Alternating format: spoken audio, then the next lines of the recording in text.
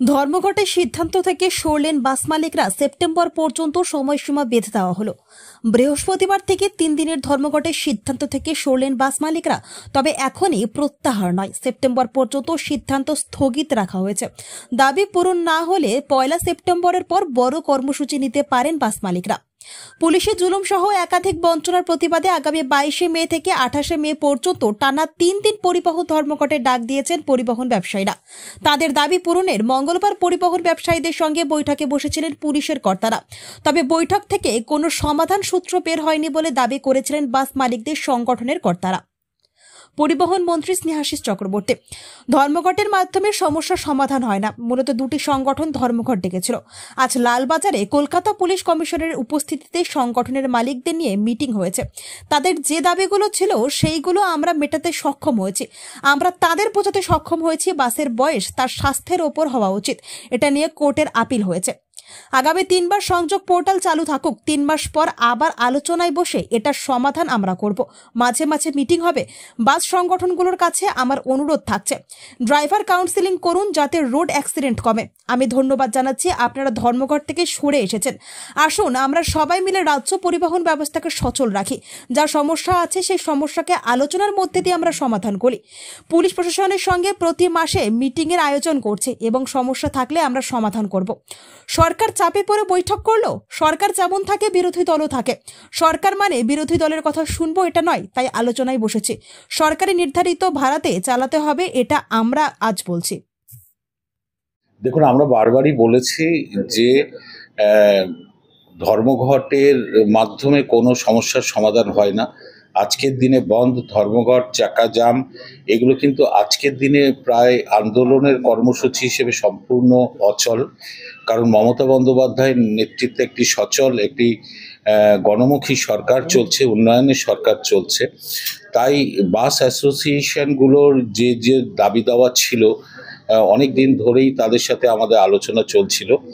এখানে all Bengal minibus বাস সমন্বয় সমিতি, তারপর ধরুন সিটি সাবারবান বাস সার্ভিস সহ আরও যে বাস অ্যাসোসিয়েশনগুলো আছে তাদের সাথে আমরা বারবার পুলিশ প্রশাসনকে নিয়ে মিটিং করেছি এবং তারা যে দাবিগুলো আমাদের কাছে রাখতো তার যেগুলো সমস্যার সমাধান করা দরকার পরিবহন দপ্তর থেকে সেগুলো আমরা সমাধানে উদ্যোগী হয়েছি। এখন মূলত দুটি সংগঠন মিলেই বন্ধ ডেকেছিল। আমরা তাদেরও বলেছিলাম যে আসুন আবারও আলোচনা হতে পারে, আলোচনা একাধিকবার হতে পারে, আমরা তাতে বসতে আগ্রহী আছি। এবং আমি গতকাল ডিজি সাহেবের সাথে রাত্রিবেলা আমার কথা হয়, তারই ফলশ্রুতি হিসেবে আজকে পুলিশ প্রশাসন, কলকাতার সিপি ছিলেন এবং ট্রান্সপোর্ট সেক্রেটারি ছিলেন এবং যারা বন্ধ রেখেছে তাদের নিয়ে একটা মিটিং হয়েছে। মিটিং হওয়ার পর আমরা তাদের যে দাবিগুলো আছে আমরা তাদের বোঝাতে সক্ষম হয়েছি যে সরকার তাদের পক্ষে আছে। এই সরকার মমতা বন্দ্যোপাধ্যায়ের সরকার, সর্বস্তরের মানুষের জন্যই এই সরকার কাজ করে চলেছে। আমরা একদিকে যেমন যাত্রী সাধারণের কথা ভাবি, তারা যাতে পরিবহনের সার্ভিসটা পায়, তেমনি সঙ্গে সঙ্গে যারা বাস চালান, যারা বাস মালিক আছেন, যারা ড্রাইভার আছেন, তারাও যাতে সুষ্ঠুভাবে তাদের পরিষেবাটা দিতে পারে, তাদের সমস্যাগুলো নিয়েও কিন্তু আমরা বিবেচনা করি।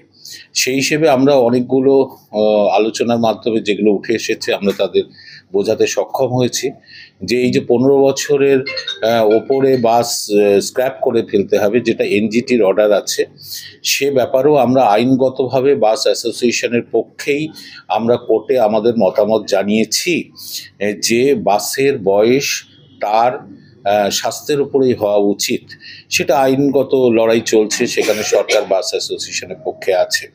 তারা বিভিন্ন টোল প্লাজা নিয়ে তারা দাবি তুলেছিল, টোল প্লাজায় একাধিক টোল দিতে হয় দিনে।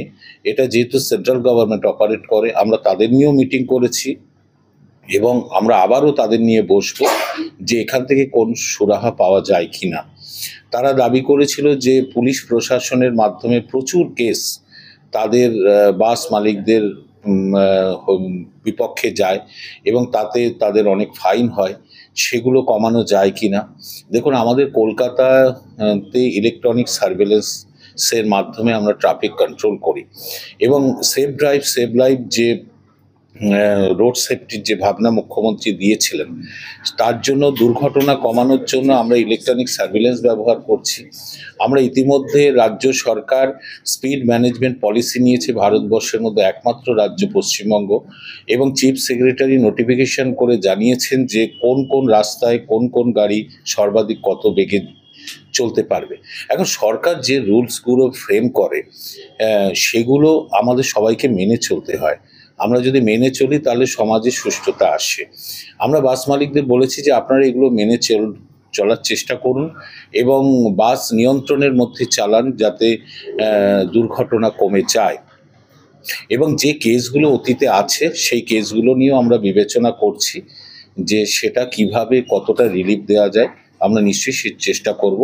সংযোগ পোর্টালের কথা বলেছেন, আমরা বলেছি সংযোগ পোর্টাল যেটা আমরা ওপেন করেছি সেটা 31শে মে পর্যন্ত অতীতের যত কেস আছে সেগুলো সংযোগ পোর্টালের সাথে যুক্ত হচ্ছে না। এটা আমরা বাস মালিকদের বুঝিয়েছি এবং আগামী 3 মাস সংযোগ পোর্টালটা চালু থাকুক, তারা দেখুক যে কোথায় অসুবিধা হচ্ছে। অনৈতিকভাবে পুলিশ প্রশাসনের পক্ষ থেকে কোনো বাস মালিককে হ্যারাস করার জন্য কোনো মামলা দেওয়া কিন্তু সরকারের উদ্দেশ্য নয়। যদিও এই 3 মাস চলুক, চলে দেখে তারা যদি স্যাটিসফাইড হয় যে না ঠিক আছে তাহলে এটা চলবে, না হলে 3 মাস পরে আমরা আবার আলোচনায় বসবো।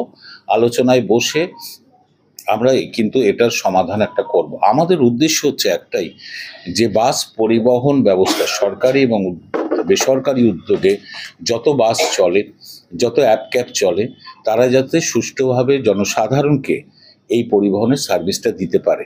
ফলে প্রতি মাসে পুলিশ প্রশাসনের সাথে বাস অ্যাসোসিয়েশনগুলোর জেলা ধরে কলকাতা সহ সারা রাজ্য জুড়ে একটা বৈঠকের কথা বলা হয়েছে, যে আমরা মাঝে মাঝে মিটিং করে কি কি সমস্যা উঠে আসছে সেগুলো আমরা বিবেচনা করব এবং সেই সমস্যাগুলো সমাধানের চেষ্টা করব। তবে আমার একটাই অনুরোধ থাকবে, বাস অ্যাসোসিয়েশনগুলোর প্রতিও অনুরোধ থাকবে যে ড্রাইভারদের আপনারা কাউন্সেলিং করুন, করে যাতে নিয়ন্ত্রণের মধ্যে গাড়ি চালায়, যাতে রোড অ্যাক্সিডেন্ট পথ দুর্ঘটনা কমে যায়, সেই চেষ্টাটা আপনাদেরও করতে হবে। এটা নয় যে আপনারা আইন মানবেন না, সরকার আপনাদের পেছনে ছুটবে, প্রশাসন ছুটবে, কেস দেবে, গাড়ি ধরবে। এই পদ্ধতি কিন্তু একটা উন্নত দেশ, আমরা যত উন্নতির দিকে এগোবো এই পদ্ধতিগুলো সঠিক নয়। সঠিকটা হচ্ছে যে নিয়ম সরকার তৈরি করছে সেই নিয়মটা আমরা সবাই মেনে চলবো, তাহলেই কিন্তু অ্যাক্সিডেন্টও কমবে এবং ফাইনও কমবে, কেসও কমবে। আর আমরা যে কেসগুলো হয়েছে সেটা পুলিশ প্রশাসন বলেছে ওটা খতিয়ে দেখবে, যেগুলো কেস টু কেস খতিয়ে দেখবে এবং যেগুলোকে উইথড্র করা যায় সেটা অবশ্যই উইথড্র করে নেওয়া হবে। আমি ধন্যবাদ জানাচ্ছি যে আপনারা ধর্মঘটের পর থেকে সরে এসেছেন, কারণ ধর্মঘট করে মানুষকে অবরুদ্ধ করে মানুষের যান চলাচলকে বন্ধ করে এটা কোনো আন্দোলনের কর্মসূচি আজকের দিনে কিন্তু হয় না, এটা চলেও না। আসুন আমরা সবাই মিলে রাজ্যটাকে সচল রাখি। সমস্যা যা আছে আলোচনার মধ্যে দিয়ে আগামী দিনেও মিটবে বলে আমি আশা করি। কলকাতা পুলিশকে মূলত তাদের অভিযোগ দিনের পর দিন মানে আপনাকে জানানো হয়েছে, পরিবহন সচিবকে জানানো হয়েছে, পুলিশের জুলুম সরাসরি তারা অভিযোগ করছে যে